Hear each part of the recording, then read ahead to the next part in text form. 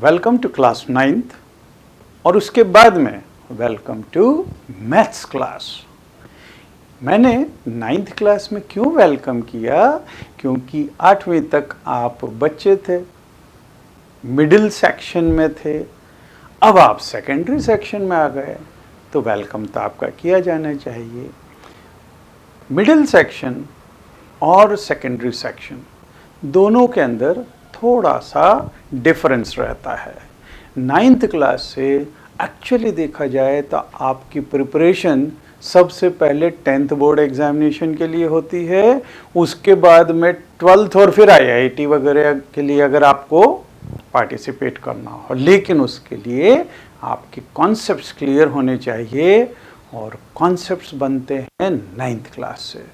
तो अब जो भी पढ़ाई होगी, जो भी सब्जेक्ट की पढ़ाई आप करेंगे, उसमें सिंसियरली अपने पूरे कॉन्सेप्ट्स बनाते हुए आप कीजिए, आप IIT क्रैक कर सकेंगे।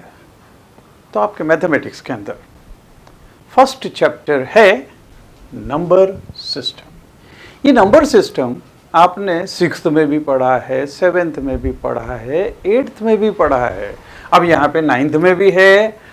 और आपको ये जान के आश्चर्य होगा कि 10th का भी पहला चैप्टर नंबर सिस्टम है, उसका हाईएस्ट सेट मतलब set of real numbers.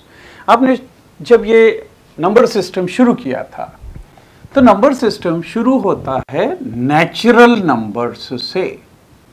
Now the question arise, what are natural numbers? Natural numbers होते क्या हैं? Natural numbers actually counting numbers होते हैं, जो काउंटिंग के लिए इस्तेमाल होते हैं वो होते हैं नेचुरल नंबर। अब काउंटिंग हम कैसे करते हैं? काउंटिंग करते हैं 1 2 3 4। हम ऐसे नहीं काउंट करते 0 1 2 3 4, ना हम ऐसे काउंट करते 1 1 एंड हाफ 2 2 एंड हाफ। हालांकि रेलवे के अंदर जब अपन टिकट लेते हैं तो छोटे बच्चे का आधा टिकट होता है, लेकिन काउंटिंग में तो उसको भी पूरा लेते हैं और साथ में रिजर्वेशन चार्ज भी पूरे उसका लगता है। तो counting numbers, these are natural numbers. तो नेचुरल नंबर्स के सेट को डिनोट करते हैं n से, और इसके अंदर आते हैं numbers 1 2 3 4 and so on. These are going up to infinity. तो जब हमने देख लिया नेचुरल नंबर्स क्या होते हैं, अब अगली स्टेप आती है ऑपरेशंस इन नेचुरल नंबर। अब ऑपरेशंस क्या होते हैं? ऑपरेशंस मतलब दो नंबर्स को कंबाइन करना और तीसरा नंबर निकालना, इसको बोलते हैं ऑपरेशन। अब ऑपरेशन कौन कौन से होते हैं? ऑपरेशंस होते हैं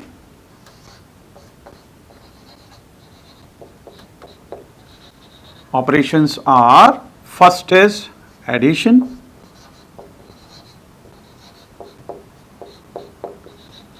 then second is subtraction,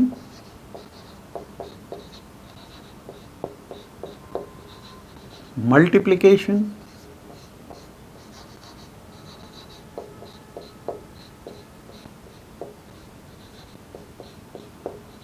और डिवीजन।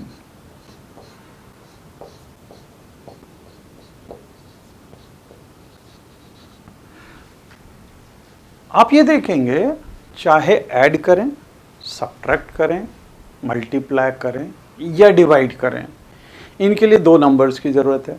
ऐड करना है तो एक नंबर को किससे ऐड करेंगे?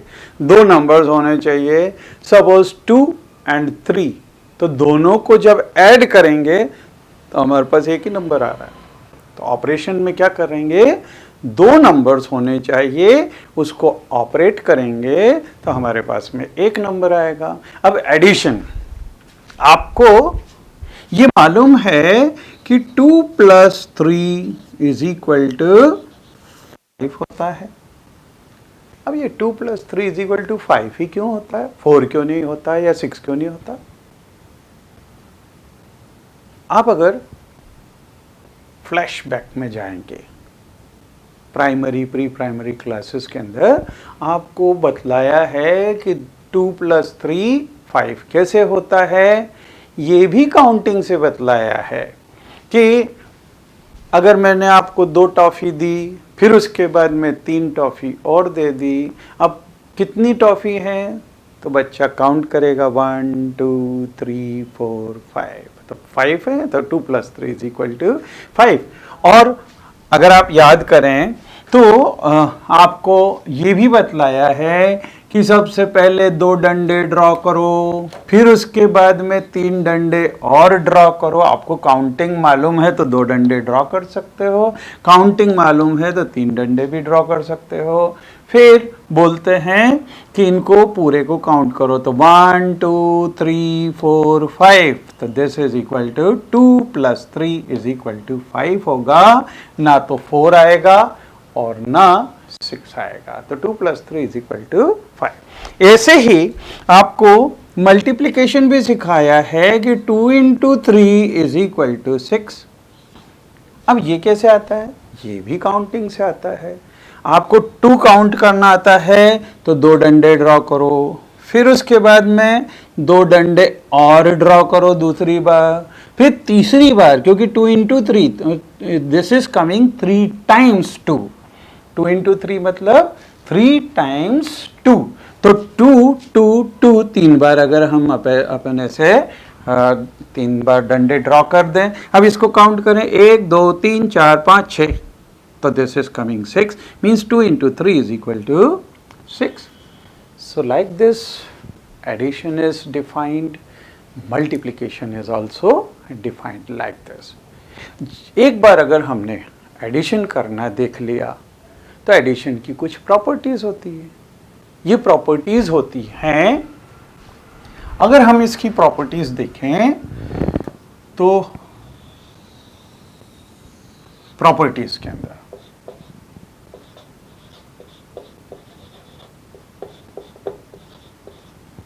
प्रॉपर्टीज में सबसे पहली प्रॉपर्टी होती क्लोजर,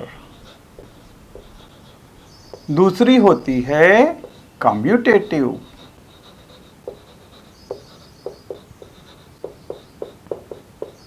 तीसरी होती है एसोसिएटिव,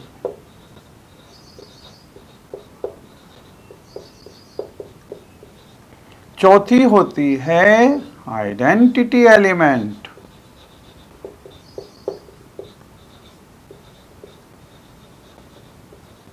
और पांचवी होती है इनवर्स एलिमेंट।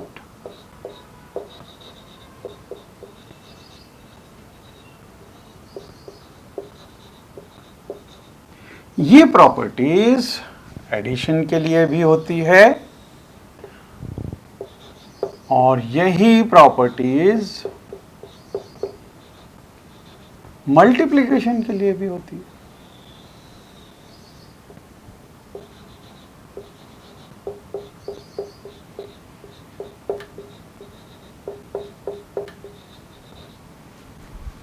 तो सबसे पहले हम देखेंगे एडिशन के लिए प्रॉपर्टीज।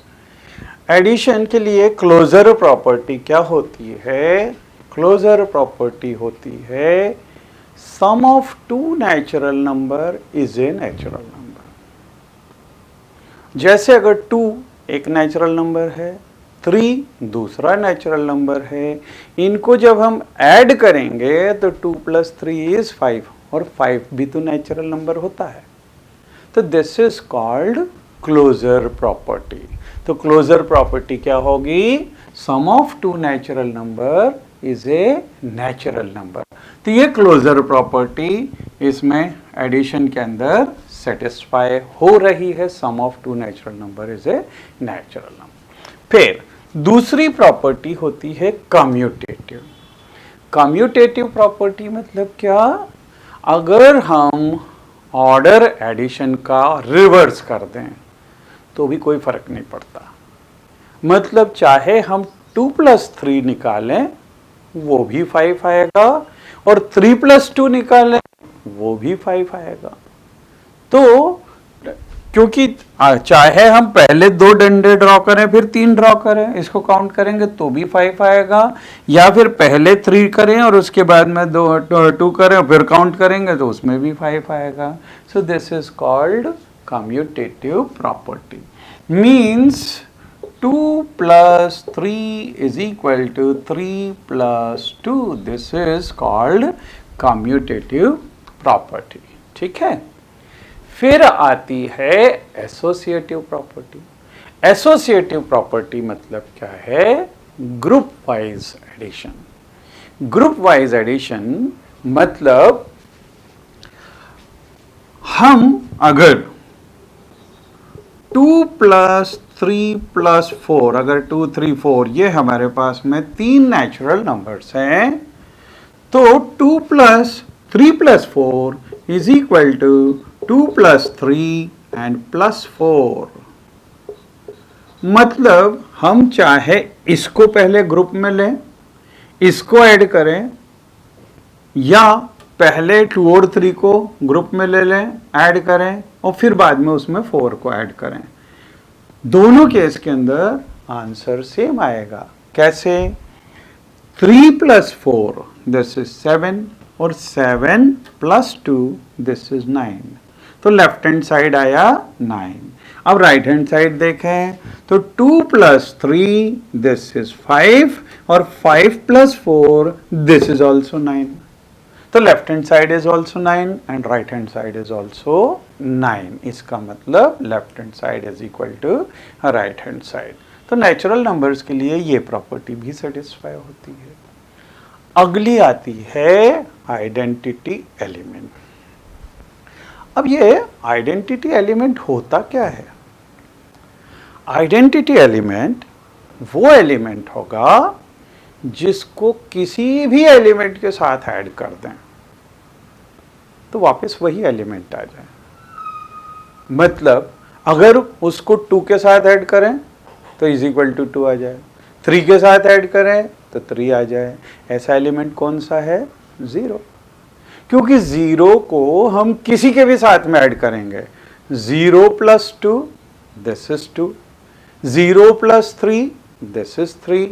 तो किसी के भी साथ में 0 को अगर हम ऐड करेंगे तो हमको सेम एलिमेंट, सेम नंबर मिल जाता है. तो 0 इज आइडेंटिटी एलिमेंट. क्यों? क्योंकि 0 को अगर हम किसी भी नंबर 2 के साथ ऐड करें तो हमारे पास में ये वापस 2 आ जाएगा. 0 plus 3 करेंगे तो 3 आ जाएगा. अच्छा, 0 को चाहे लेफ्ट साइड से ऐड करो या राइट साइड से ऐड करो, ultimately we are getting the same number. तो आइडेंटिटी एलिमेंट क्या हो गया? ये 0 आइडेंटिटी एलिमेंट आ गया. अब क्वेश्चन ये उठता है, क्या 0 नेचुरल नंबर्स में है? अब यहाँ अगर हम देखें नेचुरल नंबर तो शुरू हो रहे हैं 1 से, तो 1 2 3 4 हो रहे हैं, इसमें 0 तो है ही नहीं.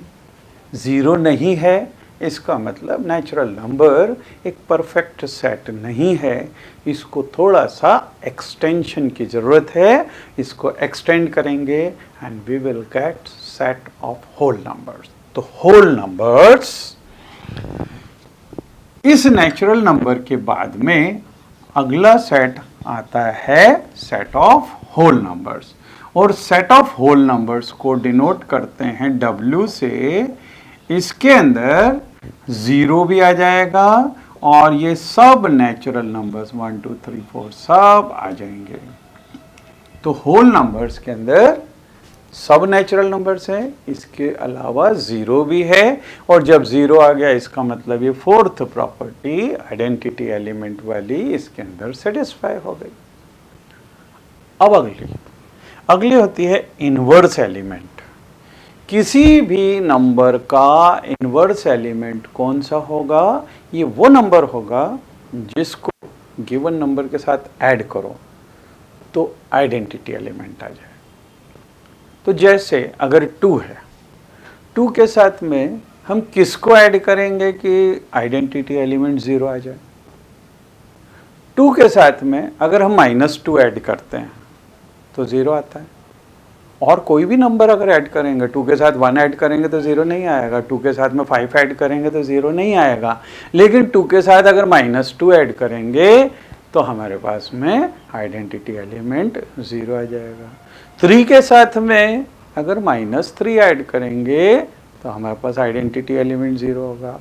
5 के साथ में -5 ऐड करेंगे तो हमारे पास में 0 आएगा। तो 2 के साथ में अगर हम -2 ऐड करें तो ये 0 आता है।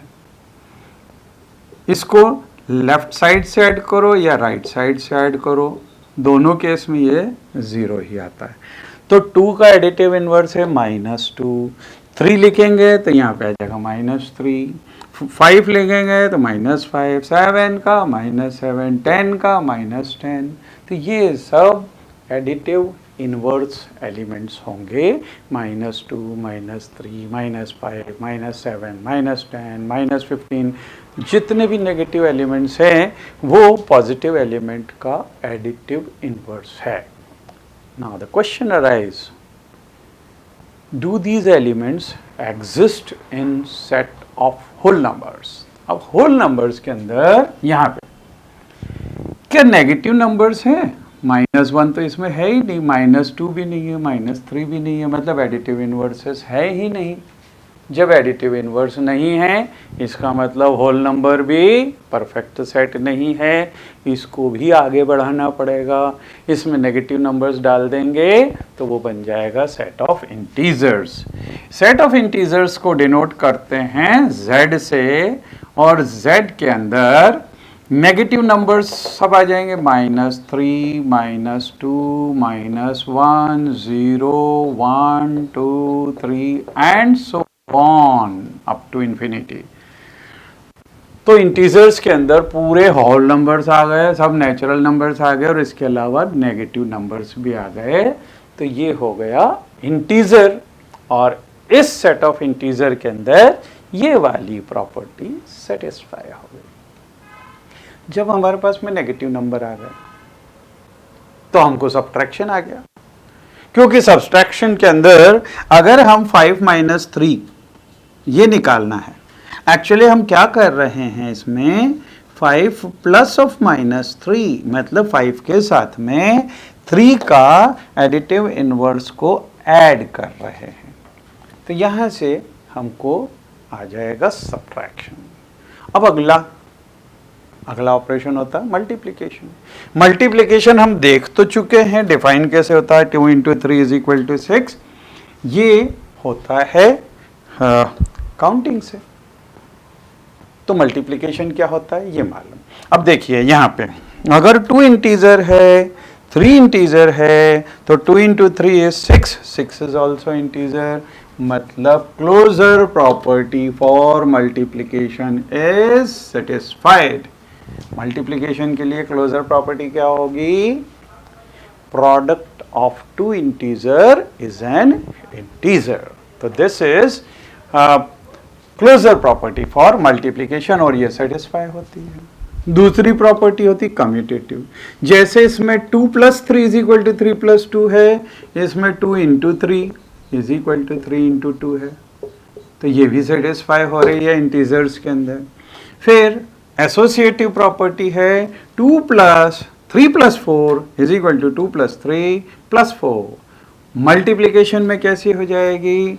2 × 3 × 4 = 2 × 3 × 4। तो यहाँ पे ये प्रॉपर्टी भी सेटिस्फाई होगी। कैसे? 3 × 4 अगर हम पहले लेते हैं तो ये आ जाएगा 12, और 12 को अगर 2 से मल्टीप्लाई करें तो हो गया 24। राइट हैंड साइड में अगर पहले 2 और 3 को मल्टीप्लाई करें तो 2 × 3 ये होता है 6, और 6 × 4 ये भी आ गया 24। तो लेफ्ट हैंड साइड और राइट हैंड साइड्स दोनों इक्वल हैं।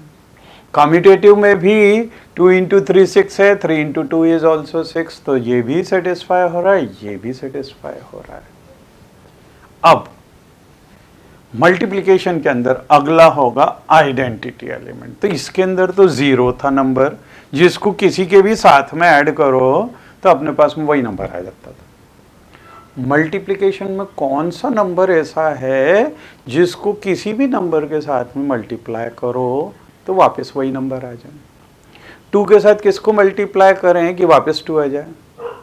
नंबर इज 1, क्योंकि 2 into 1 this is 2, 3 into 1 this is 3, -5 into 1 this is -5, -10 into 1 this is -10। तो 1 ऐसा नंबर है जिसको किसी के भी साथ में मल्टीप्लाई करें तो हमारे पास में वापस वही नंबर आ जाता है। तो जो आइडेंटिटी एलिमेंट है मल्टीप्लिकेशन के लिए वो कौन सा है? 1 है। 1 मल्टीप्लाइड बाय एनी नंबर से 2, this will be equal to 2, this can be written as 2 into 1। तो कोई सा भी नंबर हम चाहें तो जनरल नंबर यहाँ पे a ले सकते हैं, तो 1 into a is equal to a, this is equal to a into 1। ठीक है, तो आइडेंटिटी एलिमेंट हो गया 1। अब अगला आएगा इनवर्स एलिमेंट। यहां पे हमने देखा था कि -2 को अगर 2 के साथ ऐड करें तो हमारे पास में आइडेंटिटी एलिमेंट 0 आ जाता है। यहां पे 2 के साथ में किसको मल्टीप्लाई करें कि आइडेंटिटी एलिमेंट 1 आ जाए? 2 के साथ किस नंबर को मल्टीप्लाई करें कि 1 आ जाए? 1/2। अगर हम 1/2 को 2 के साथ में मल्टीप्लाई करेंगे तो 1 आ जाएगा। 3 के साथ में अगर 1/3 को मल्टीप्लाई करेंगे तो 1 आ जाएगा।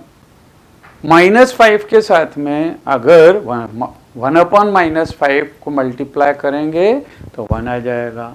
मतलब 1/2, 1/3, 1/-3, ये इस तरह के जितने नंबर्स हैं ये इनवर्सेस हैं। किसके? 1/2 है 2 का, 1/3 है 3 का।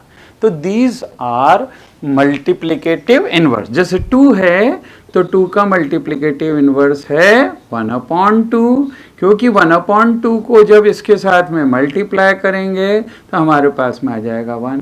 This is also equal to 1/2 into 2।